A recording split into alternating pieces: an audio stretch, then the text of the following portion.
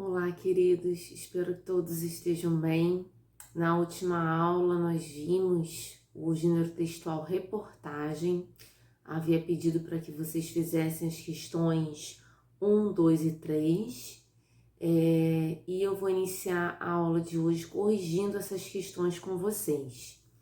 Então, gente, as questões 1, 2 e 3 exigiam que vocês lessem a reportagem que se inicia na página 26, intitulada Um Século de Leis de Trânsito, e termina na página 27. E a questão 1 pergunta assim: a reportagem lida foi escrita pelo jornalista Renato Machado para o jornal Estado de São Paulo. A principal finalidade do texto é... Então, nós temos aí as opções A, B, C, D, e a resposta é a letra D: informar ao leitor do jornal que o trânsito que há hoje nas cidades é resultado de avanços de uma legislação que completou 100 anos.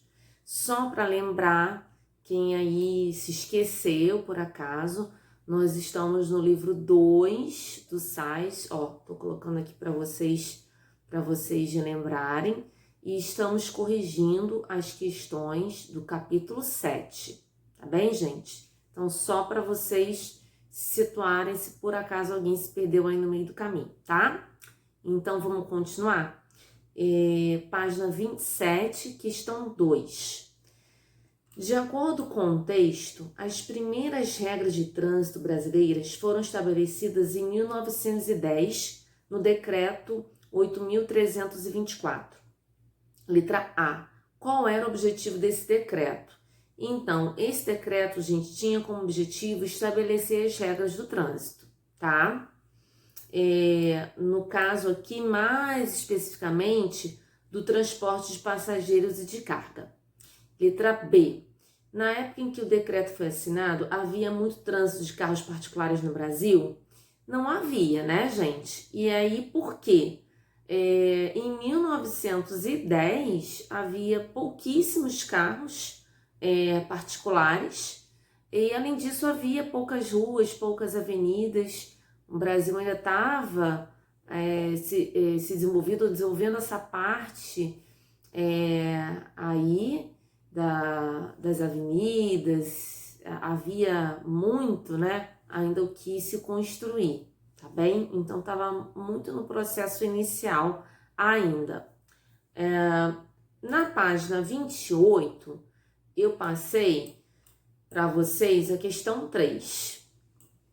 A questão 3 pergunta assim: no início da reportagem, o jornalista cita, entre aspas, falas de José Ricardo Cintra, ex-comandante do Batalhão de Trânsito do Distrito Federal e especialista em legislação de trânsito. Letra A.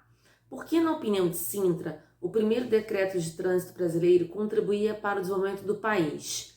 Ele incentivava a criação de novas estradas, por isso que ele acabava contribuindo para o desenvolvimento do país.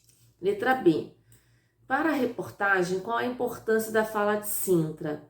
É porque ele é uma autoridade no assunto. Nós vimos isso em reportagem, expliquei para vocês a importância que tem muitas vezes de se ter uma fala de uma autoridade, um especialista em determinados assuntos, para que essa reportagem passe uma credibilidade maior, tá? C. No decorrer da reportagem são citadas outras falas. De quem são essas falas? Elas são usadas pelo jornalista com o mesmo objetivo que a fala de Cintra? Justifique sua resposta. Então, gente, as outras falas citadas são de Dilson de Almeida Souza, assessor técnico do CONTRAN, e Julevir Modeste de Araújo, que é um especialista em legislação de trânsito. Essas falas são usadas com o mesmo objetivo da fala de Cintra, tá? Então, você passar credibilidade, trazer autoridades em determinado assunto para passar credibilidade sobre o que você está falando, tá? Na nossa última videoaula, eu li com vocês a definição que o livro do Sais traz sobre o gênero textual que está sendo estudado. Então, no caso, nós vimos na última videoaula a definição de reportagem, e esse capítulo 7 especificamente é um pouquinho diferente do que nós estamos habituados. Por quê? Porque ele vai trazer dois gêneros textuais. Então, além de reportagem, ele também vai trazer o artigo de divulgação científica, que a princípio pode ser confundido com reportagem. Talvez até por isso ele tenha trazido aqui, para que as diferenças fiquem claras. Então, assim, o artigo de divulgação científica é um pouquinho diferente. Por quê? Porque ele vai tentar comprovar alguma coisa que está sendo pesquisado ou algo que foi pesquisado. Então, você tem geralmente dados estatísticos, você também vai ter esses argumentos, essas falas de autoridade, mas sempre com o intuito de comprovar alguma coisa. Então, o artigo de divulgação científica parte de uma pesquisa científica. Então, alguém especialista naquele assunto vai pesquisar sobre aquilo dali. E aí vai trazer dados na tentativa de comprovar aquilo que está sendo abordado. Então, geralmente, nós temos pesquisadores que vão elaborar esse texto, esse artigo de divulgação científica. Então, geralmente, o artigo de divulgação científica tem uma linguagem mais elaborada, uma linguagem mais específica. Por quê? Justamente pelo fato de estar tratando de uma pesquisa específica.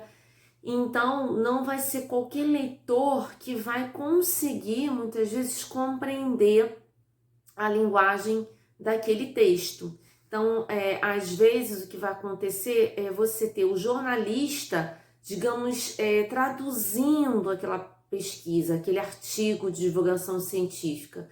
Então, muitas vezes, o jornalista pega esse artigo, estuda, e em cima desse artigo, ele faz uma espécie de resumo para poder construir um outro texto para divulgar essas informações do artigo de divulgação científica, tá? Então, você tem essas características que são diferentes, né? Que diferenciam o artigo de divulgação científica da reportagem. Bom, como vocês já sabem, o livro do Sais sempre procura trazer um resumo para vocês das principais características do gênero textual que está sendo estudado, para que essas características possam ser fixadas. E na página 45, nós temos esse resumo com essas principais características. Como eu sempre faço, vou ler com vocês, é importante que vocês acompanhem, marquem com um marca-texto ou com uma caneta essa parte, porque é importante para que a gente possa, como eu falei, fixar essas características desse gênero textual. Então, o artigo de divulgação científica é um texto expositivo que busca levar ao público em geral, incluindo os leitores comuns, não especializados, informações sobre um tema científico específico, seja por meio da divulgação dos resultados de uma pesquisa ou da fala de especialistas em uma das ciências. Esse gênero textual pode ser encontrado em suportes diversos, como revistas científicas, sites especializados ou sites, jornais e revistas que tenham seções voltadas para a divulgação científica. Trata-se de um texto cuja produção requer pesquisa, pois para produzi-lo é necessário compreender a linguagem científica e fazer a sua transposição para uma linguagem mais simples, acessível ao público comum. Normalmente é um texto escrito por alguém especialista na área ou por um jornalista. Esse gênero pode ser estruturado de formas diversas. É comum que a descoberta científica seja apresentada no início do texto, no título, subtítulo e primeiro parágrafo, como você viu no texto lido nessa seção.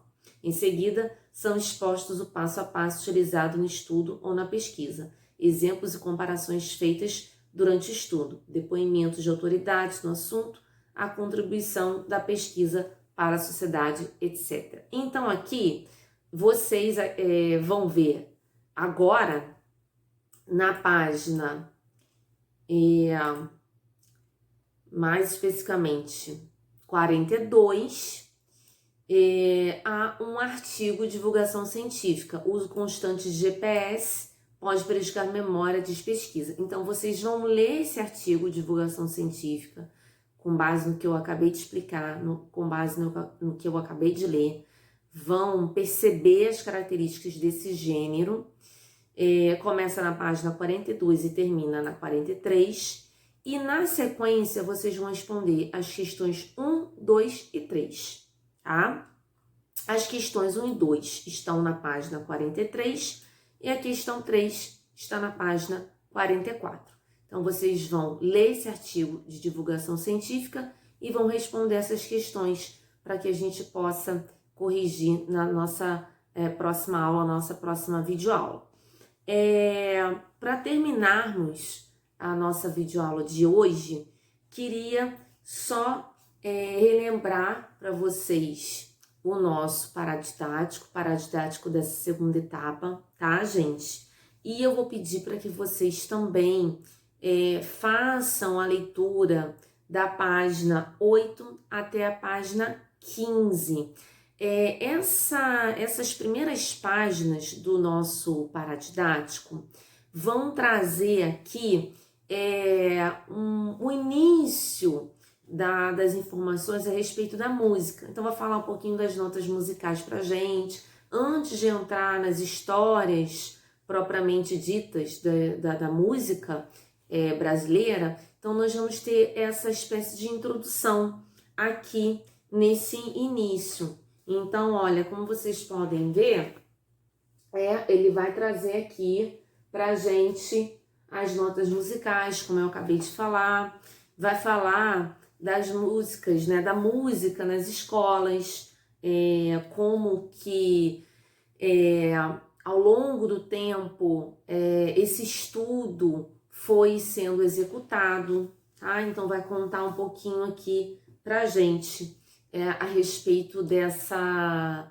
história da música, mas como eu falei, antes de entrar mais especificamente nas histórias da música brasileira, dos compositores que eu citei para vocês na última videoaula, que, né, estarão aqui, Tom Jobim, Noel Rosa, tá? Entre outros grandes autores, entre outros grandes compositores, tá? Então, gente, é isso.